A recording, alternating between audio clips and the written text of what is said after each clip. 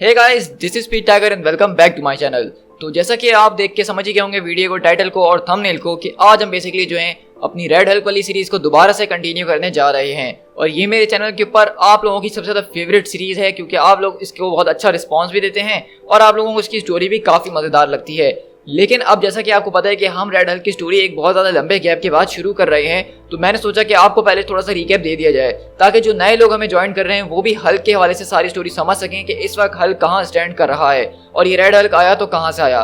तो जो लोग इस पूरी की पूरी चीज़ को समझ चुके हैं ऑलरेडी और जो टाइमलाइन को पहले से ही फॉलो कर रहे हैं, तो वो इस टाइम स्टैम्प पे जाके इस वीडियो को आगे स्किप कर सकते हैं। तो हल्क के हवाले से हमारी जो स्टोरी है वो एक अलग ही तरह से चल रही है मार्वल कॉमिक्स के अंदर। आपने देखा होगा कि हमें मेन स्ट्रीम बड़े बड़े इवेंट्स के अंदर हल्क आजकल नजर नहीं आ रहा है, चाहे वो सीज का इवेंट हो या इस तरह के दूसरे इवेंट क्यों ना हो। वो सीक्रेट इन्वेजन के अंदर भी गायब था और उसके बाद इस तरह के जो भी इवेंट आते रहे उन सब में हमें हल्क और ब्रूस बैनर का कोई नामो निशान नहीं दिखा। तो सबसे पहली बात यह है कि दरअसल अभी जो इस वक्त मैं सीरीज आपके साथ शेयर करने जा रहा हूँ ये उस टाइम पे आई है जिस टाइम पे डार्क रेन आई थी। तो आप मुझसे पूछेंगे कि तुमने अपनी डार्क रेन वाली टाइमलाइन और प्लेलिस्ट के अंदर इसको क्यों नहीं शेयर करा। तो इसकी वजह ये कि ये हल्क की कॉमिक स्टोरी जो है ये डार्क रेन के टाइम पे तो रिलीज की गई थी, लेकिन उसका उससे कोई भी लिंक नहीं था। इसमें नॉर्मन ऑसबॉर्न आपको कहीं नहीं दिखेगा। ये टोटल स्टोरी जो है हल्क और रेड हल्क के ही अराउंड घूमती रहेगी। तो इसी वजह से इसको मैंने सोचा था कि मैं अगर आपको इसको डार्क रेन के साथ शेयर करता तो आप वहाँ पे कंफ्यूज हो जाते। तो इसलिए हमने डार्क रेन अपना निपटा लिया, सीज अपना पूरा निपटा लिया और उसके बाद मैं ये स्टोरी शेयर कर रहा हूँ। और इससे हमारी टाइमलाइन के ऊपर बिल्कुल भी फर्क नहीं पड़ने वाला है, क्योंकि ये सारी की सारी स्टोरी जो है ये ज्यादातर सिर्फ हल्क के अराउंड ही घूमने वाली है। तो हल्क की टाइमलाइन हमारे पास कुछ इस तरह से चल रही है कि हमने सबसे पहले देखा कि प्लैनेट हल्क का इवेंट हुआ, जिसके अंदर इल्यूमिनाटी इस बात का फैसला करती है कि अब ब्रूस बैनर यानी हल्क को अर्थ के ऊपर नहीं रखा जा सकता है। और आपने प्लैनेट हल्क का इवेंट तो देख ही लिया होगा। और उसके बाद बेसिकली वर्ल्ड वॉर हल्क का इवेंट होता है, जिसके अंदर ब्रूस बैनर वापसी अपने अर्थ के ऊपर आता है वॉर बॉन्ड के साथ और अर्थ के हीरो के खिलाफ जंग करता है, जो कि एक बहुत ही ओपी और अलग ही किस्म का इवेंट था मार्वल कॉमिक्स के अंदर। लेकिन उसके बाद हमने देखा था कि दरअसल वहाँ पे स्टार्क अपनी सैटेलाइट का इस्तेमाल करके हल्क की सारी गामा रेडिएशन को चूस लेता है और उसको एक जेल के अंदर कैद करता है, जो कि मोजाहिब डेजर्ट के बहुत ज्यादा नीचे होती है। लेकिन इसी बीच हमने देखा कि जब ब्रूस बैनर गायब था तो वहीं उसकी दूसरी तरफ हमने एक नए हल्क को देखा, जो कि एकदम से मर्ज होकर आ गया है। और वो हल्क दरअसल ग्रीन नहीं बल्कि रेड कलर का था। अब अभी तक इस पॉइंट पे भी हमें आगे इसकी आइडेंटिटी नहीं पता है कि रेड हल्क कौन है। अब मैं जानता हूँ कि बहुत सारे लोग इसको ऑलरेडी पहले ही जानते हैं और वो कमेंट्स यहाँ शुरू हो जाएंगे इसका नाम बताना, लेकिन मैं चाहता हूँ कि जो लोग ये स्टोरी फर्स्ट टाइम देख रहे हैं उनके लिए आप स्पॉइल नहीं करें और हम उसको इसी तरह लेके चलेंगे। और इसी तरह हम देखते हैं कि रेड हल्क हमारे सामने आता है और वो वहाँ पे हर एक शख्स के ऊपर भारी पड़ रहा था, चाहे वो ग्रीन हल्क हो, आयरन मैन हो, थॉर हो। उसने वॉचर तक को मुक्का मार दिया, उसने कॉस्मिक एंटिटीज से पंगा ले लिया, सिल्वर सर्फर की सर्फ बोर्ड को चुरा लिया। तो ये सारी की सारी स्टोरीज मैं पहले ही शेयर कर चुका हूँ, जो कि हमें हल्क वाली प्लेलिस्ट में आपको अपडेट कर दूंगा। तो आप उस प्लेलिस्ट को जाके देख सकते हैं, तो आप समझ जाएंगे। पॉइंट पे आके हमारे पास सिचुएशन को जिस तरह से कि रेड हल्क जो होता है वो ब्रूस बैनर यानी ग्रीन हल्क की सारी गामा रेडिएशन को अब्सॉर्ब करके उसको हल्कलेस बना देता है। अब वो दोबारा जो है हल्क के अंदर रिवर्ट नहीं हो सकता है और ब्रूस बैनर सिर्फ इस वक्त अपनी टेक्नोलॉजी का इस्तेमाल करके सर्वाइव कर रहा है। और यहीं दूसरी तरफ हमने देखा कि वहां पे ब्रूस बैनर का बेटा यानी स्कार जो था वो प्लेनेट सकार के ऊपर से वापसी अर्थ के ऊपर आ गया है और वो यहाँ बेसिकली हल्क को मारने के लिए आता है। लेकिन जैसा कि अब ब्रूस बैनर हल्क बन नहीं सकता है, तो वो यहाँ पे ब्रूस बैनर के साथ ही रह रहा है और ब्रूस बैनर उसको ट्रेन कर रहा है। तो अब बेसिकली मेरे ख्याल से एक अच्छा खासा रिकैप हो चुका है और आपको समझ में आ गया होगा कि हल्क की स्टोरी किस तरह से चल रही है। लेकिन फिर भी अगर आप इन सारी वीडियोस को देखना चाहते हैं तो लिंक नीचे डिस्क्रिप्शन में आपको मिल जाएंगे। तो आज का एपिसोड जो हमारा होने वाला है बेसिकली वो 5 इश्यूज के अंदर होने वाला है, जिसमें से 4 के अंदर हमारे पास एक स्टोरी आर्क है और अगला जो एक इशू है वो एक तरह का वन शॉट होने वाला है। तो जो 4 इशू हमारे पास होने वाले हैं उसमें बेसिकली हम red Hulk versus x force को देखने वाले हैं। तो ये स्टोरी लाइन जो है बहुत ज्यादा ओपी किस्म की है और इसमें एक्शन जबरदस्त किस्म का हमें देखने वाला है। सो गाइस, इस वीडियो को स्टार्ट करने से पहले मेरी सिर्फ एक ही रिक्वेस्ट है। जैसा कि आप देख रहे हैं कि इन सारी वीडियोस को बनाने के लिए और टाइमलाइन में अरेंज करने के लिए बहुत ही ज्यादा मेहनत करनी पड़ती है, तो अगर आप मेरे चैनल को सब्सक्राइब करेंगे तो मुझे इससे काफी अच्छी मोटिवेशन मिलेगी इस तरह की वीडियोस बनाने के लिए। सो गाइस, चलिए बिना किसी और बात के इस वीडियो को स्टार्ट करते हैं।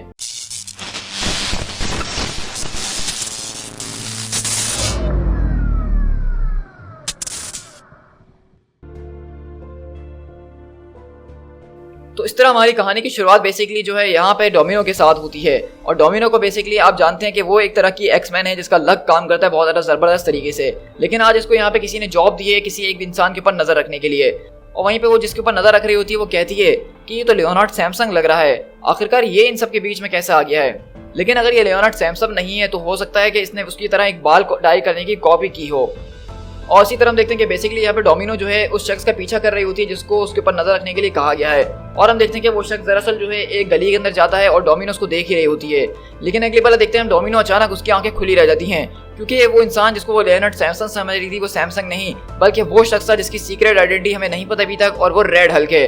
और हम देखते हैं कि वहीं पे रेड हल्क पीछे इसकी तरफ पलटते हुए कहता है कि तुम गलत जगह पे गलत वक्त आई हो। और इसी तरह देखते हैं कि हम वहां पे डोमिनो भागना शुरू करती है और रेड हल्क उसका पीछा करते हुए पूछता है कि तुम्हें यहाँ पे किसने भेजा। तो डोमिनो कहती है कि मुझे किसी ने नहीं भेजा, तुम्हें तो यहाँ पे होना ही नहीं चाहिए था, मैं यहाँ पे तुम्हारे लिए नहीं आई थी। चलो एक काम करते हैं कि मैं इस बात को भूल जाती हूँ कि मैंने तुम्हें कभी भी यहाँ पे देखा है। तो रेड हल्क बोलता है कि नहीं, अब यहाँ पे चीजें इस तरह से काम नहीं करती हैं और तुम कहाँ भाग रही हो मुझसे, तुम मुझसे नहीं भाग सकती हो, तुम्हें क्या लगता है कि तुम मुझसे जीत सकती हो। तो डोमिनो कहती है कि सीरियसली यार वहां पे बहुत ज्यादा अंधेरा हो रहा था, जो कुछ भी तुम समझ रहे हो मैंने देखा है वो मैंने नहीं देखा है। लेकिन हम देखते हैं कि रेड हल्क उसको अपनी आइडेंटिटी इस वक्त किसी भी हाल में छुपानी है और इतने टाइम से वो सीक्रेट रखते हुए ही आया है। और इसी तरह हम देखते हैं कि वो यहाँ पर डोमिनो के ऊपर उठा के चीजें फेंक रहा होता है और एक बहुत बड़ा सा वाटर टैंक फेंकता है उसके ऊपर। वहीं से रेड हल्क बोलता है तुम काफी ही लकी हो, इस बात को तो मैं जरूर कहूंगा। तो वहीं से डोमिनो बोलती है कि मेरी बात जरा गौर से सुनो, इस तरह की बहुत सारी चीजें जो मुझे नहीं पता होनी चाहिए मगर मुझे पता है, जैसे कि JFK को किसने शॉट करा था और उसकी लाश कहाँ पे दफन है और हॉट डॉग के अंदर आखिरकार क्या चीज इस्तेमाल होती है, तुम नहीं जानती हो। मेरे पास बहुत से राज है लेकिन मैं सबके राज अपने पास सीक्रेट रखती हूँ। तो वहीं से रेड हल्क बोलता है कि हाँ तुम शायद ठीक कह रही हो, लेकिन सूनर और लेटर हर किसी का लक जो है वो खत्म हो जाता है। और इस तरह हम देखते हैं कि रेड हल्क उसको पीछे छोड़ नहीं रहा होता और वहां पे जोरदार छलांग मार के वहां की जमीन तोड़ते हुए डोमिनो को अपने साथ ले जाता है। और इसी तरह अगले पल देखते हैं कि यहाँ से डोमिनो उसके हाथ से निकल जाती है और वहीं से रेड हल्क किसी से बात कर रहा होता है और कहता है कि उसको मरा होना चाहिए था। तो वो आदमी कहता है लेकिन वो मरी हुई नहीं है, और अगर तुम्हें इसकी फाइल पड़ी होती तो तुम्हें शायद तब रियलाइज होता कि वो इस तरह के ऑड से बहुत टाइम से बचते हुए आ रही है। उसको बहुत ज्यादा लोगों ने मारने की कोशिश करी लेकिन वो इतना ज्यादा आसान नहीं है। तो रेड हल्क बोलता है कि मुझे तो ऐसा नहीं लगता है, मुझे तो काफी सिंपल लग रहा है, मैं उस औरत को तलाश करके ही रहूंगा और उसको जान से मार डालूंगा। और हम देखते हैं कि बेसिकली वो यहाँ पे किसी और से नहीं बल्कि लियोनार्ड सैमसन से ही बात कर रहा है, जो कि इस वक्त रेड हल्क के साथ काम कर रहा है। और वो कहता है कि आखिरकार तुमने इस बात को किस तरह से प्लान करा है कि एक ऐसी सिटी के अंदर जहाँ पे 8 मिलियन लोग रहते हैं तुम उसको ढूंढ सकते हो। अगर मैं लॉजिक के हिसाब से बात करूँ तो पहले के 24 घंटे जो होते हैं वो काफी ज्यादा क्रिटिकल होते हैं। 24 घंटे के अंदर ही इधर से उधर लोग हो जाते हैं और उन्हीं के बीच इन्फॉर्मेशन लीक भी हो सकती है। तो रेड हल्क बोलता है तो इसका मतलब तो ये है कि मैं तुमसे बहस करके यहाँ पे अपना वक्त जाया कर रहा हूँ, मैं इसको हैंडल कर लूंगा। तो वो कहता है कि नहीं, तुम उसको हैंडल नहीं कर सकते हो। और अगले बार हम देखते हैं कि वहां पे कोई और आता है और वो कोई और नहीं बल्कि थंडरबोल्ट रॉस होते हैं। और वो कहते हैं कि यहाँ पे चीजें इस तरह से हैंडल नहीं की जाती हैं, मैंने तुम्हारे लिए एक टीम तैयार करी है जो कि तुम्हारी इस सर्च के अंदर मदद करेंगी। सैमसंग एक चीज के बारे में बिल्कुल ठीक है कि हमारे पास 24 घंटे पे इसी कम का वक्त है, 24 घंटे बहुत ज्यादा इंपॉर्टेंट होते हैं। और वहीं से रेड हल्क बोलता है कि अब आखिरकार तुम कौन हो जो कि मुझे ऑर्डर्स दे रहा है। तो वो कहता है कि तुम एग्जैक्टली जानते हो कि मैं कौन हूँ और मेरा डिस्कशन यहीं पे खत्म होता है, मुझे तुमसे कोई और बहस नहीं करनी है। वहीं से रेड हल्क जो है उसकी डिवाइस को ले लेता है और कहता है कि अगर इनमें से किसी एक ने भी नहीं कह दिया तो फिर क्या होगा। तो थंडरबोल्ट रॉस कहते हैं कि वो नहीं कहेंगे क्योंकि तुम उन लोगों को एक ऐसी ऑफर देने वाले हो जिसको वो रिफ्यूज नहीं कर सकते हैं। और इस तरह हम देखते हैं कि बेसिकली यहाँ पे रेड हल्क जो है अब अपनी उस टीम को रिक्रूट करने के लिए निकला हुआ है जो कि थंडरबोल्ट रॉस ने उसको दी है। और हम देखते हैं कि वो सबसे पहले यहाँ पे किसी और के पास नहीं बल्कि डेडपूल के पास पहुंचता है जो कि अपने ही यहाँ पे रोबोट जैसी चीजों से यहाँ पे लड़ रहा होता है और अपनी प्रैक्टिस वगैरह कर रहा होता है। और रेड हल्क जब यहाँ पे उसको मदद मांगने के लिए आता है तो रेड हल्क के ऊपर वो फौरन चढ़ जाता है। लेकिन वहीं पे हम देखते हैं कि इसी तरह वहां पे उसको समझाने की कोशिश करता है कि वो उसको इस काम के लिए बहुत ज्यादा पैसे देने वाला है। तो वहीं से डेडपूल बोलता है कि अच्छा, मुझे तो लग रहा है कि तुम किसी किस्म की कॉमेडी करने की कोशिश कर रहे हो, लेकिन मुझे ये बताओ कि मुझे पकड़ना किसको है, क्या वो अल्ट्रॉन है या मैट थिंकरर या डेडलॉक, विजन, हर्बी, इनमें से कौन हो सकता है, मुझे किसको टारगेट बनाना है। और सीरियसली आखिरकार तुम मुझे कितना पे करने वाले हो, पहले ये तो बताओ। तो वहीं से रेड हल्क बोलता है कि $1 मिलियन, वो भी सिर्फ 24 घंटे के काम के लिए। और इसी तरह यहाँ पे दूसरा आदमी इनकी टीम के अंदर कोई और नहीं बल्कि फ्रैंक कैसल यानी कि द पनिशर है। तो अब आप लोग मुझसे दोबारा शायद कंफ्यूज होकर पूछेंगे कि पनिशर तो ऑलरेडी मर चुका है डार्क रेन के अंदर, तो ये यहाँ पे जिंदा कैसे है। तो जैसा कि मैंने अभी आपको कुछ देर पहले बताया कि ये इवेंट जो है ये डार्क रेन के टाइम पे ही हो रहे थे, तो उस वक्त जो था पनिशर मरा नहीं था बल्कि वो जिंदा था। और हम देखते हैं कि पनिशर यहाँ अपनी रूटीन के मुताबिक यहाँ पे कुछ गैंगस्टर्स को आके पकड़ रहा होता है और उनकी चियली शामत बुला रहा होता है। लेकिन इतनी देर में हम देखते हैं कि जब वो यहाँ पे सबको काम तमाम कर देता है तो पीछे से रेड हल्क आता है और कहता है कि मुझे तुम्हारा स्टाइल पसंद आया। और हम देखते हैं कि वहीं पे वो अगले पल पलटता है पनिशर उसके ऊपर गोलियां बरसाना शुरू करता है और कहता है एक नए कलर का हल्क, मैंने सुना था तुम्हारे बारे में कि तुम टफ हो, लगता तो कुछ ऐसा ही है। और हम देखते हैं कि पनिशर उसके सीने में सीधा चाकू घुसा देता है और वहीं से हम देखते हैं कि रेड हल्क उस चाकू को निकालता है और कहता है बस हो गया तुम्हारा, क्योंकि मेरे पास कुछ बिजनेस है जो मुझे तुमसे डिस्कस करना है। तो वहीं से पनिशर बोलता है कि जैसा कि तुमने पहले सुन ही लिया होगा कि मैंने क्या कहा था कि नॉट इंटरेस्टेड। तो वहीं से हम देखते हैं कि रेड हल्क बताता है कि मेरे पास कुछ ऐसे लोगों की इन्फॉर्मेशन है जिनको तुम विटनेस प्रोग्राम प्रोटेक्शन के अंदर रख सकते हो, क्या तुम उस इन्फॉर्मेशन के अंदर भी इंटरेस्टेड नहीं हो। और इस तरह हम देखते हैं कि रेड हल्क ने बेसिकली अपनी टीम को यहाँ पे समन कर लिया है, जिसके अंदर मैं आपको बताता चलूं कि यहाँ पे डेडपूल मौजूद है, पनिशर मौजूद है और यहाँ पे क्रिम्सन डायनामो भी है जो कि दरअसल रशिया का जो है एक आयरन मैन आप समझ सकते हैं और वो टोनी स्टार्क का दोस्त भी रह चुका है। और यहाँ पे चौथी जो मेंबर है वो काफी इंटरेस्टिंग है, जो कि टंडरा है। अब टंडरा आपको याद होगा कि पिछली बार जो है रेड हल्क से लड़ रही थी एक फाइट के दौरान, लेकिन रेड हल्क उसको उस फाइट में से दूर ले जाता है और उसको बोलता है कि तुम्हें मेरे साथ काम करना होगा। और बेसिकली तब से ही हमें ये बताया नहीं गया था कि टंडरा से उसने ऐसा क्या कहा था जो वो उसकी साइड पे हो गई है, लेकिन हम यहाँ देख रहे हैं कि बेसिकली टंडरा इनके साथ है। और इस तरह हम देखते हैं कि रेड हल्क उनको बेसिकली बताता है कि हमें यहाँ पे एक लड़की की तलाश है जिसका नाम डोमिनो है, हमें उसको उठाना है, उसको ग्रैब करके तुम्हें मेरे पास लेकर आना है। मैं चाहता हूँ कि वो जिंदा है मेरे पास। तुम और डायनामो जो है एक साथ जाओगे और ये बताओ कि इलेक्ट्रा कहाँ है, उसको तो यहाँ पे पहुंच जाना चाहिए था। और इस तरह से एक्ट करना बंद करो कि मुझे नहीं पता कि किस तरह से मुझे अपनी जॉब करनी है।